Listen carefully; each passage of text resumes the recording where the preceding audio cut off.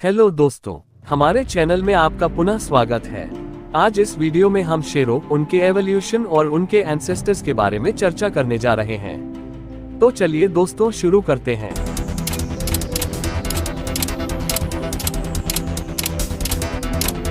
दोस्तों, शेरों के एवोल्यूशन का इतिहास शुरू करते हैं। शेर एक मैमल है और विकास को समझने के लिए हमें मैमल्स की उत्पत्ति के बारे में जानना होगा। सबसे पहले जानते हैं ईरा के बारे में। दोस्तों, ईरा इतिहास का सबसे लंबा टाइम पीरियड होता है।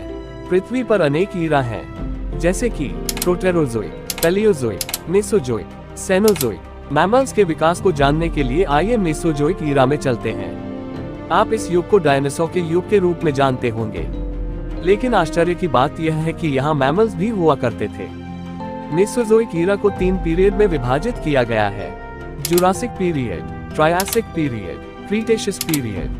पहला ट्रायासिक पीरियड है जो 245 मिलियन वर्ष पहले शुरू हुआ और 208 मिलियन वर्ष पहले समाप्त हुआ।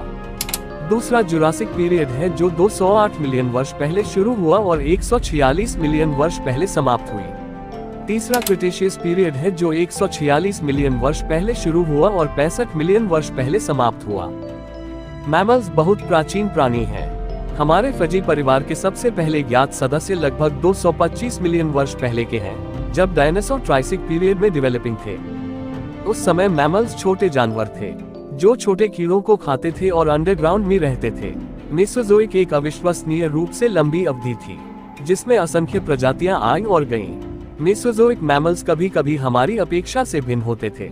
सबसे शुरुआती मैमल्स में से एक चूहे के आकार का मोगेनोकोडन था, जो कुछ एक छछूंदर जैसा दिखता था। उन मैमल्स ने पूर्ण मैमेलियन शरीर विज्ञान प्राप्त नहीं किया था। वे अधिक कोल्ड ब्लडेड हुआ करते थे। बाद में ही मैमल्स वार्म ब्लड वाले बन गए।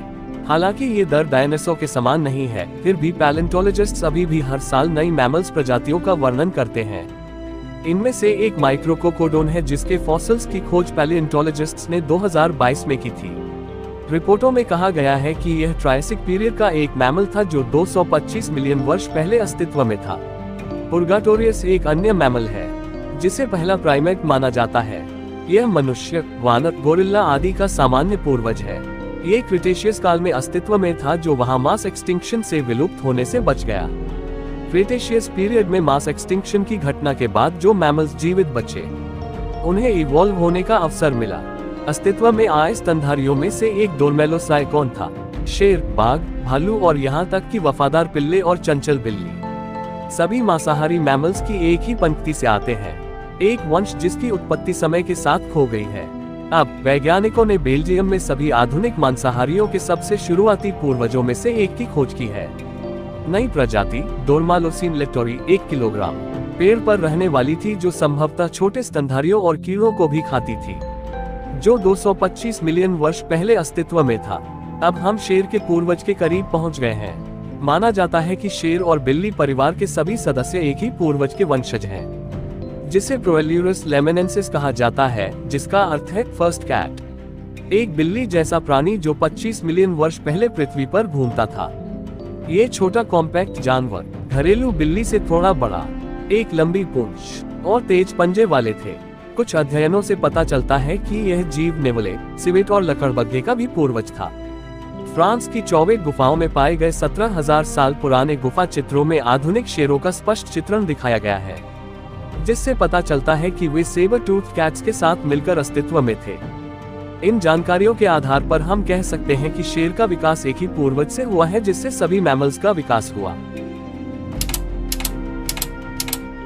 शेर एक बिग कैट है। इसका मांसल चौड़ी छाती वाला शरीर है, छोटा गोल सिर, गोल कान और इसकी पूंछ के अंत में एक बालों वाला गुच्छा होता है। वयस्क नर शेर मादा से बड़े होते हैं और उनके पास एक प्रमुख ख्याल होता है। यह एक सामाजिक प्रजाति है जो समूह बनाती है, जिन्हें प्राइड्स कहा जाता है। शेर के प्राइड में कुछ वयस्क नर, संबंधित मादाएं और शावक शामिल होते हैं।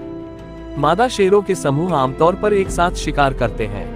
शेर एक शीर्षस्थ और प्रमुख शिकारी है, हालांकि कुछ शेर अवसर मिलने पर शिकार करते हैं और मनुष्यों का शिकार करने के लिए जाने जाते हैं। शेर आमतौर पर सक्रिय रूप से मनुष्यों की तलाश नहीं करते हैं और उनका शिकार नहीं करते हैं। शेर घास के मैदानों, सवाना और झाड़ियों में निवास करता है।